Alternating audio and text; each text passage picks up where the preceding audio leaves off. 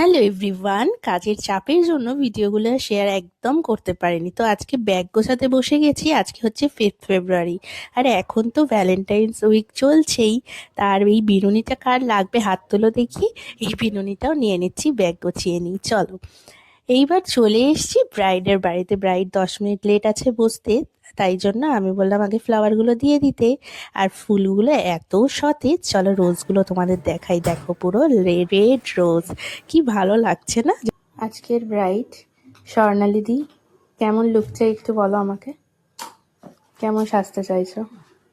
Normal, খুব একটা যে মানে কি বলবো চকচকে ব্যাপার, চকচকে গ্লিটারি ব্যাপার, হ্যাঁ এরকম সেটা না, দরকার নেই, হালকা নিউডের মধ্যে একটু সুন্দর লাগে, মিষ্টি আচ্ছা লাগে, এটাই ঠিক আছে।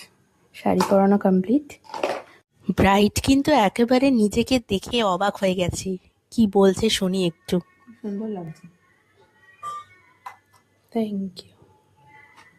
এতটা সুন্দর আর ভাবিনি।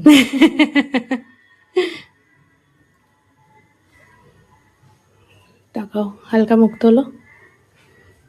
ব্রাইড কিন্তু প্রথম থেকে বলছে আমাকে একটু আয়নাটা দেখানো হোক, আমি একটু দেখবো নিজেকে কেমন লাগছে, কিন্তু পুরো রেডি না করে প্লিজ তোমরা কেউ আয়নার সামনে যেও না, কিন্তু তখন তাহলে সবাইকেই ভূতের মতো দেখতে লাগে। জাস্ট মেকআপটা বসে না, তখন জাস্ট করা হয় মেকআপটা আর কি। তো তার জন্য পুরোপুরি রেডি না করে কেউ আয়না দেখতে চেও না। পুরো রেডি হয়ে যাওয়ার পর তবেই তোমরা রেজাল্টটা বুঝতে পারবে কেমন লাগছে তোমাকে অ্যাকচুয়ালি। জানি তোমাদের মনে অনেক কোয়ারিজ থাকে তখন, যে আমাকে আদৌ ভালো দেখতে লাগবে কিনা, কেমন সাজটা হচ্ছে। জানি অনেক টেনশন নিয়েই তোমরা বসে থাকো, কিন্তু তাও বলবো একটুখানি মেকআপ আর্টিস্টদের ওপর ভরসা করো তোমরা। তো কেমন লাগছে তোমাদের অবশ্যই কমেন্ট করে জানিও। আর যারা নিজের স্পেশাল ডেতে বুকিং করতে চাইছো, তারা স্ক্রিনে দেওয়া এই নাম্বারটায় ঝটপট করে বুকিং করে নিতে পারো।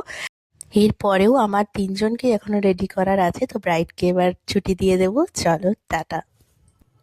কেমন লাগছে, পছন্দ হয়েছে? খুব সুন্দর হয়েছে, স্যাটিসফাই একদম।